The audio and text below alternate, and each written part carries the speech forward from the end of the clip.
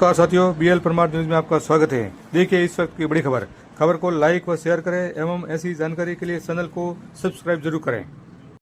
Pensioner समाज ने देश के प्रधानमंत्री के नाम उपखंड अधिकारी बागोड़ा को ज्ञापन दिया। ज्ञापन देते हुए पेंशनर्स के विरुद्ध जारी वैधता अधिनियम 2025 को वापस लेने की मांग की है। पेंशनर समाज ने ज्ञापन में बताया कि एक ऐसा अधिनियम जो इस सिद्धांत को मान्यता देता है कि केंद्र सरकार को अपने पेंशनर्स का वर्गीकरण करने और उनके बीच अंतर बनाए रखने का अधिकार है। इस मौके कई पेंशनभोगी उपस्थित रहे। में बहुत ही कुठाराघात किया गया है। हम समय रहते हुए श्रीमान जी के माध्यम से ये हमारी जो मांगे हैं वित्त मंत्री और प्रधानमंत्री भारत सरकार तक पहुंचाना चाहते हैं। समय रहते हुए यदि यह नहीं मांगी गई तो हम राजस्थान ही नहीं पूरे हिंदुस्तान के कर्मचारी एक होकर के सड़क गलियां और हर चौराहा जाम कर देंगे और जिसके माध्यम से हम सोई हुई सरकार को जगाना चाहते हैं। धन्यवाद। वो बंद कर सकती है तो उनके खिलाफ हम ये आवाज उठा रहे हैं। सरकार का कहना है कि हमारे पास पैसे होंगे तो हम पेंशन देंगे, हमारे पास पैसे नहीं होंगे तो हम पेंशन नहीं देंगे। सुप्रीम कोर्ट के जो भी डिसीजन पहले हुए उस समय ये कानून नहीं था। अब ये कानून पास हो गया तो ये सुप्रीम कोर्ट में भी अगर कोई इसके खिलाफ जाता है तो वहाँ ये बात बताई जाएगी कि भाई हमारा एक नया कानून बन गया, हमारे पास पैसा नहीं है। जैसे कोरोना काल में दिए नहीं दी किससे नहीं दी, हमारे पास पैसा नहीं, वो एक स्पेसिफिक प्रॉब्लम हो गई पूरे इंडिया की, इसलिए वो कोरोना में दिए नहीं दिया, वो अभी भी नहीं है, यही पड़ा है।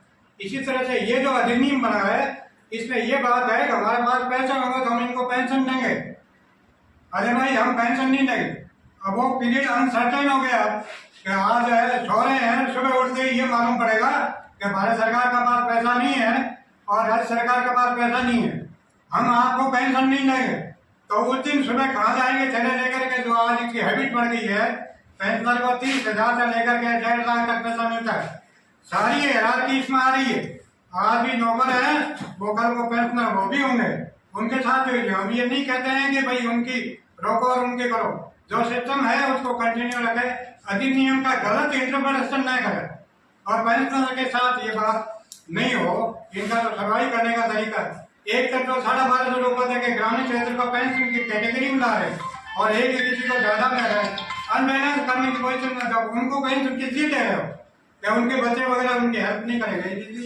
कर्मचारी आकर के श्रीमान जी के द्वारा यह ज्ञापन केंद्र सरकार को भेजने के लिए निवेदन कर रहे हैं। उसके अंदर केंद्र सरकार ने 25 मार्च 2025 को हमारे पेंशनरों के खिलाफ एक अधिनियम जारी किया था जो राज्यसभा और लोकसभा से पारित होने के बाद में कानून बन गया है और जिसके अंदर पेंशनरों के साथ में बहुत ही कुठाराघात पेंशनर संगठन जिंदाबाद जिंदाबाद जिंदाबाद। पेंशनर वेतन अधिनियम वापस लो, वापस लो, वापस लो। पेंशनर वेतन अधिनियम वापस लो, वापस लो, वापस लो। पेंशनर संगठन जिंदाबाद जिंदाबाद जिंदाबाद। सब जो पेंशनर बोल रहा है सरकार हिले है, सरकार हिले है, सब जो पेंशनर बोल रहा है सरकार हिले है। पेंशनर अधिनियम वापस लो, वापस लो, वापस लो। केंद्र सरकार होश में